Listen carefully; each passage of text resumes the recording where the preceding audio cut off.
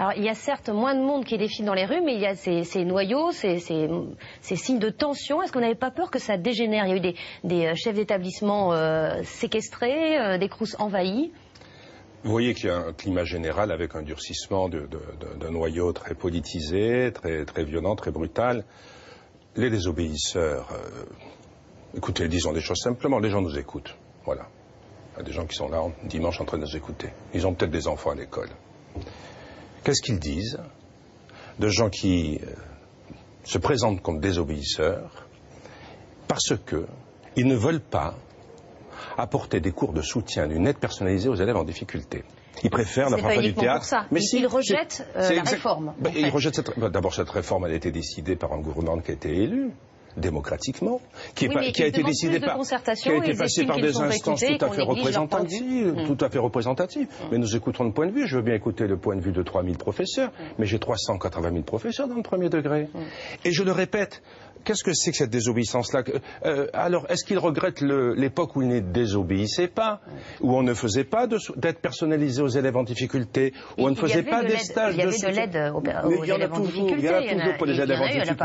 Elle n'est pas née de votre réforme. Si, les 2 heures par semaine que l'on consacre aux élèves en difficulté n'existaient pas. Habituels, par des enseignants spécialisés. Eh bien, mais n'est-ce pas leur métier de s'occuper des élèves en difficulté? Les stages pour les élèves de CM1, CM2, ils n'existaient pas non plus. Les stages d'anglais pour les élèves au lycée n'existaient pas non plus. Les évaluations au milieu de CM2 qui permettaient des choses qui disparaissent. Mais comment voyez-vous une sortie de crise? Comment vous y travaillez? Puisqu'on voit ces gens qui sont désespérés au point de faire des actions assez violentes. Que nous sommes sortis de la crise. La réforme s'applique. Vous, c'est fini?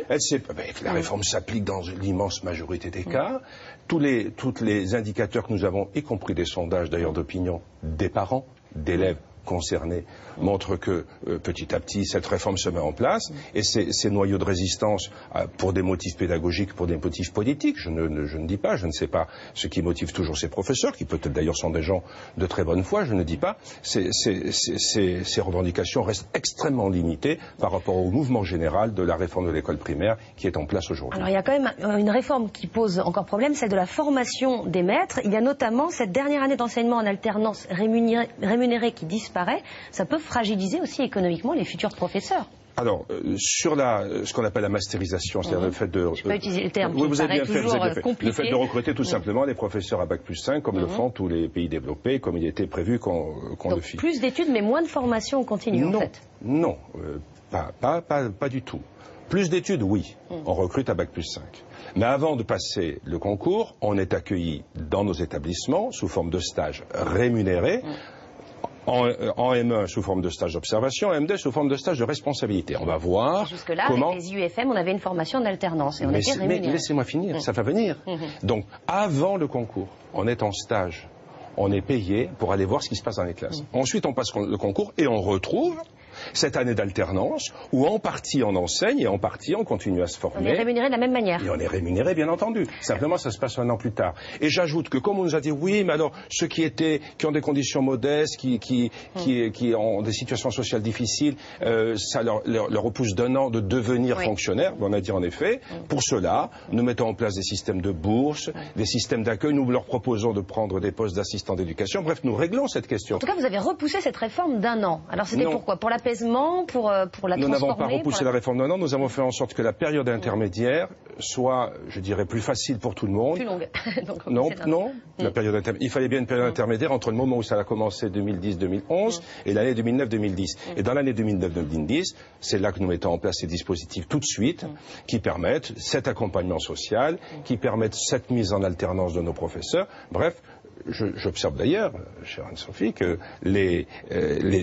l'ensemble de ce dispositif est aujourd'hui approuvé par nos partenaires syndicaux. Nous avons fait des échanges de lettres, nous sommes en train de finaliser le document, et que sur ce texte-là, en tous les cas... On avance. En tous les cas, avec ceux qui sont représentatifs, c'est-à-dire les syndicats, les présidents d'université, la conférence des directeurs du UFM, l'ensemble, les représentants des intérêts des étudiants, nous avons trouvé un accord sur ce sujet. En fait, tout le monde est d'accord. Il y a juste 3000 hurluberlus qui qui mettent un peu le bazar, c'est ça Je que vous nous vous dis dites? ce qui est, c'est-à-dire que nous avons travaillé... Quand je voyais tout à l'heure une étudiante qui disait qu'on se parlait pas et qu'on méprisait, mais enfin cette jeune fille plaisante, elle est complètement à côté de la plaque.